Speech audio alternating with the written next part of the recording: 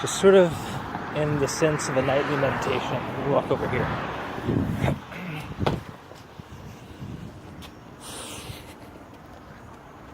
Here we go. There's some light on my way home from the square. And something just crossed my mind that I thought would help anybody listening to this channel. And if you feel stuck in life, if you feel like you don't have a goal, or that you forgot what any sort of your purpose was or anything like that, or you feel lost, like a lost soul or something like that, and you don't want to be there anymore, the best way to learn about what you want is by teaching it. Now let me explain what I mean by that. So for instance, here I am in this, it's like a system of rails outside of this place, right? There was a time, quite a while ago, maybe 8-9 years ago, where I suffered with muscular dystrophy. I suffered with Tourette syndrome. I suffered with some sort of, they said I had manic depression. Now, the thing is that these were all labels they had put on me, right? So, when somebody puts a label on you, right, against your permission, it feels like it's against your permission.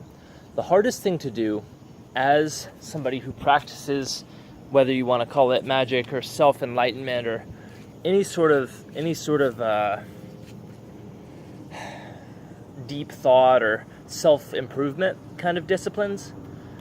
Every discipline is ultimately a self-improvement discipline, but one of the hardest things to improve yourself is to take responsibility for your own actions, because then all of a sudden the past starts talking like, hey, you haven't done this before. You haven't done it in the past. Maybe you tried it in the past and you failed. This does not matter whatsoever. It doesn't matter at all. Because it's the kid who they called, bipolar, the kid who they said had Tourette's, the kid who they said had muscular dystrophy. Muscular dystrophy, people end up with those hand walking crutches and they're fused to their arms and they end up in wheelchairs and stuff.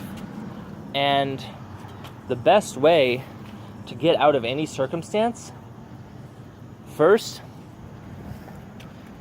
this is the first step. It's not enough by itself, but the first step is to say, I am this, right? I am free. Even if you feel like you don't believe it, just keep saying it. Your subconscious mind dictates your entire reality. And that's how you create things. Your subconscious mind learns through repetition, right? So if you ever feel like you are out of luck, first, if you say, I am not out of luck, then all of a sudden you're back where you started, and you would probably fall back into out of luckness, right? But an interesting thing about picking a new goal, right? For instance, say somebody who feels out of luck. Say they feel physically weak. They feel like they're not able to control their mind. They feel like they can't get the girl. They feel like they can't get the money for the car that they want.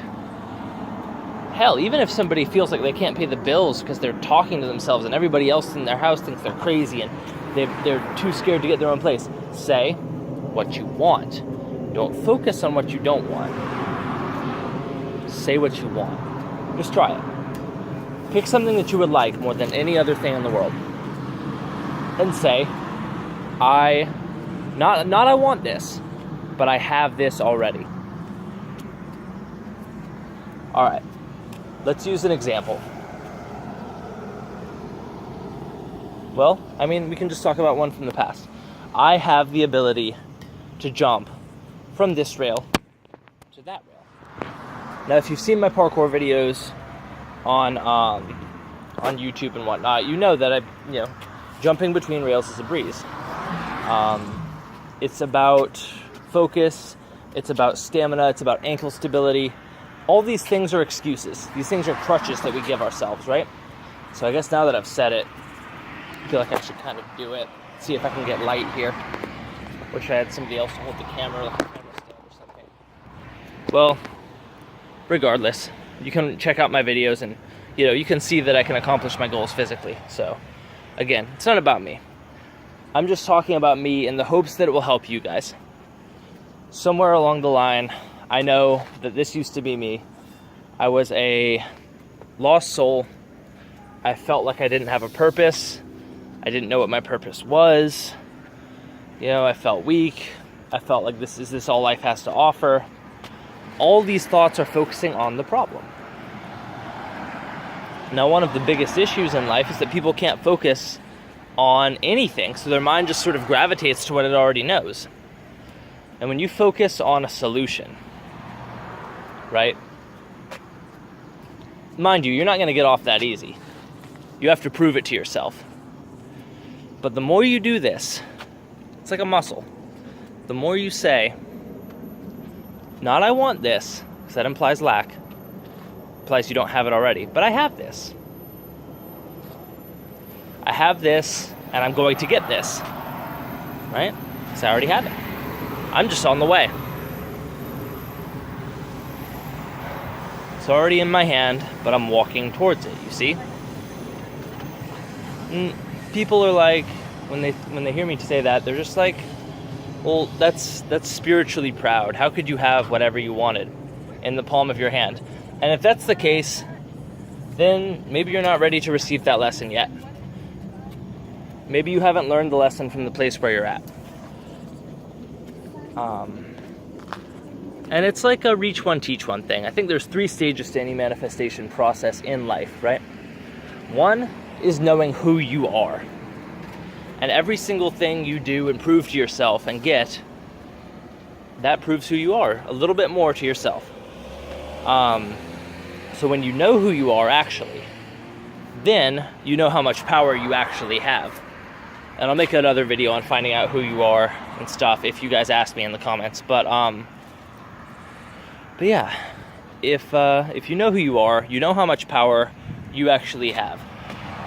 You know it's not borrowed from anywhere. It's yours. It's all yours. All the power you want. And immediately, as soon as you say that, people want to say, oh, well, prove it. The thing about people with power is they don't have to prove shit. But if you want to prove shit, to teach it to yourself that you have shit, that you have power, you have the ability to manifest whatever you want. People ask me, why don't you have $1 million in the bank? You know what's better than $1 million? $1 million idea. That's what's better than $1 million. The ability to have $1 million and then give it away. The ability to have that nice luxury car and not feel bad about throwing it in the gutter, crashing it, right? So you'll be all right. You know that if you burn that $1 million right there on the spot, you burn it right there. Just drop, like the Joker, right? Pour gasoline on it, walk away. That you can always get it back the next time. Because it's easy, right? Everything you once learned that was once difficult, it's easy as soon as you can do it, right? It's easy. Super easy. So it goes with anything in life, right?